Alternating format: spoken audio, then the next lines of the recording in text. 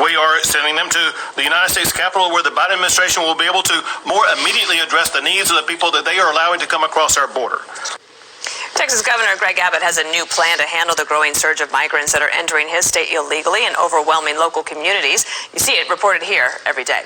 In addition to other measures, the state will begin sending migrants on charter buses directly to Washington, dropping them off at the steps of the U.S. Capitol.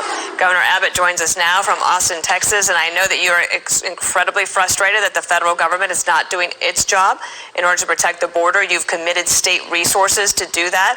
A congresswoman from your state, Sheila Jackson Lee, she had thoughts about your proposal. Listen here.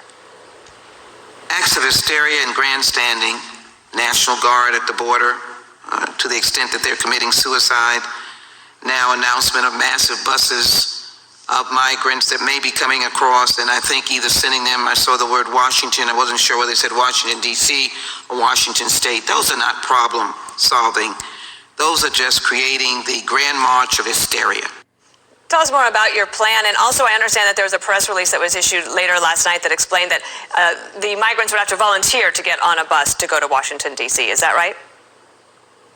Well, let me explain how this whole process works. First, the big goal that we're seeking to achieve, and that is Joe Biden has refused to come to the border to see the chaos that he has created by his open border policies. So we're going to take the border to him by transporting the people that he is dropping off in these local communities in the state of Texas and sending them to Washington by plane or by bus.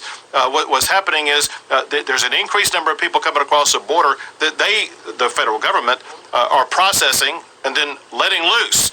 And what has been happening so far is those people will be getting on buses and going to San Antonio or Houston or other places like that. And so I think they just need longer bus rides.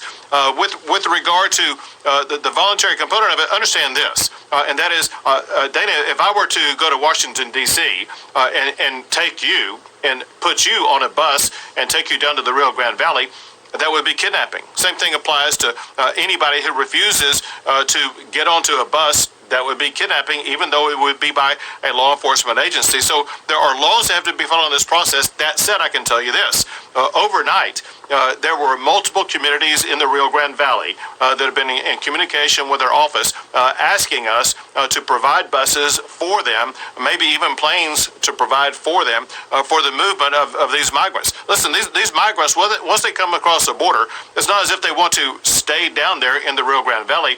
As you have already reported previously, they're moving across the entire country.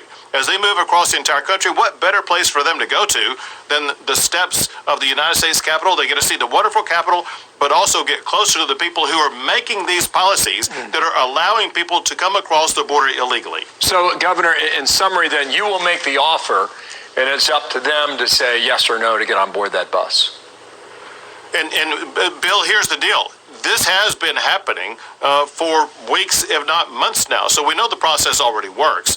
It's just a matter of relocating the drop-off point as opposed to San Antonio or Houston or some other place. As you also know, the Biden administration has been transporting these people across the country. The same principle applies for the Biden administration. They can't be kidnapping people that they've authorized to be in the United States legally. They have to get their permission to move them across the United States also. And so this is something that we know there's high demand for already, and we will be fulfilling that demand by putting these people on buses and planes and taking them to Washington, D.C. Understood on that. I don't know what more you could do with security at the border. Perhaps there's a state issue there that you could flesh out there. But with regard to Title 42, about a month and a half away now, it seems like this ball is up in the air. We talked to Tom Cotton 2 hours ago, and the Senator Mark Kelly from Arizona, he wants more answers on this. There's a number of Democrats who are on the bubble for being reelected in November. Apparently, there were some concerns with them as well. Joe Manchin is not on board. Neither is Kirsten Sinema from Arizona. It kind of seems like there might be some wiggle room as to whether or not Congress can push back on the idea that Title 42 would be revoked in late May.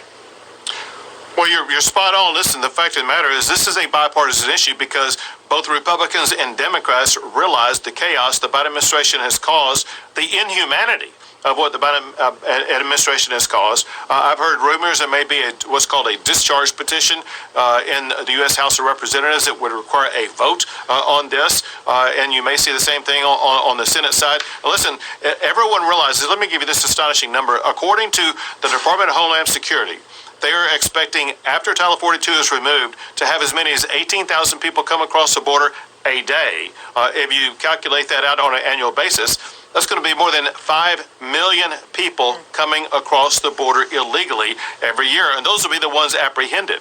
And so this clearly is unprecedented. It's a high volume that the United States and states like Texas are ill-equipped to be able to deal with, and the Biden administration has no idea about the chaos that's stoked. You think that Americans are angry about inflation right now?